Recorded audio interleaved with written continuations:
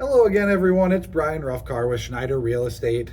Just doing another episode of Tuesday's Tip. So, this week on Tuesday's Tip, I thought it would be important to go over an as is offer. It's something that I've run into a fair amount in the clients that I've worked with. And I know a lot of buyers, until they're educated, aren't really familiar what that is.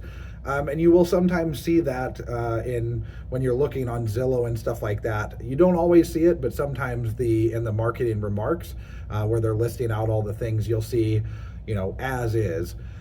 So essentially, what that means is that the seller is wanting to literally sell it as it lies. They're not trying to fix anything. They're not trying to do any kind of repairs to the property, nothing like that. So sometimes just knowing that, it's something that buyers don't feel comfortable with, which is completely understandable. But what I try to do is educate people beforehand, because the last thing that we want to do is find that out after the fact, once they're all excited and they want the house, and that's something that they don't feel comfortable with. So it helps kind of filter out, hey, are you comfortable with that? Cool, we can put these in our, we'll look at these, or hey, we don't like those, let's not look at any of those. So there's three, I would say, different scenarios. The most common, I would say, a real as is offer is more for investors. It's more for people that are just buying stuff sight unseen.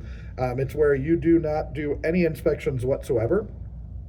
And normally, when you write on a property that's an as-is property, most of the time you're going to see that requested on a special sales contract. So there's two common contracts, I would say, in residential real estate. One is the residential contract, and then the other is the special sales contract. So essentially, they're very similar. The main difference is that special sales contract actually removes all of the inspection language, which doesn't allow you to get an inspection whatsoever, and it doesn't allow you to back out and retain your earnest money. The other added thing that kind of makes it interesting as well is it doesn't allow for any municipal inspections or anything by the seller. The seller's doing literally nothing with it. So let's say it's a property in Florissant that requires an occupancy permit.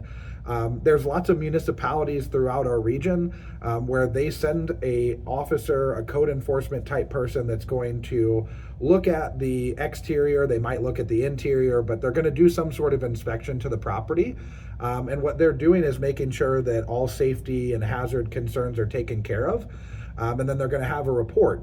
So typically, in most situations that aren't as is, the seller would order that. They would send the code person out. They would do an assessment. That person would then note all of the things that need to be fixed. And most commonly, the seller fixes those things because they know in order to get it to another buyer, they're going to have to do those things. So you might as well just take care of it. There are cases, though, where the seller will try to negotiate those things with you, or they'll do like, hey, I'm doing as is. Here's the report if they even have that, but I'm not doing any of this stuff. So the real as is offer is no inspections whatsoever. You can also, though, if you're doing a special sales contract, there's a rider that's an inspection rider that will add that inspection paragraph from the normal residential sales contract back in. And what that'll allow you to do is get the inspection and then back out if you find something and retain your earnest money.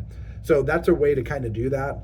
Another way to do an as is, and what most people refer to when you're talking about like going into multiple offer situations, would be a normal residential sales contract. And that's where in the inspection paragraph, you're going to write your normal inspection period, which is somewhere between 5 and 10 days, depending on how competitive you're trying to be. 10 is the standard, I would say. And then there's something called a resolution period. The resolution period is once we get our inspections and we have sent the notice with the actual report and say, hey, we found that this needed to be taken care of, there's a crack in the foundation, whatever we found on the buy side that we want the sellers to address, we notify them of that in writing, and then we send whatever report corresponds to what we're asking for to show that this is how we came to this. We didn't just make these things up. So there's three different outcomes from that situation.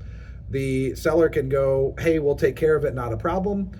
You can negotiate a credit or repair or split it and kind of go back and forth with them. Or they can go, you know what, we don't want to do any of this, good luck, and then you can cancel the contract.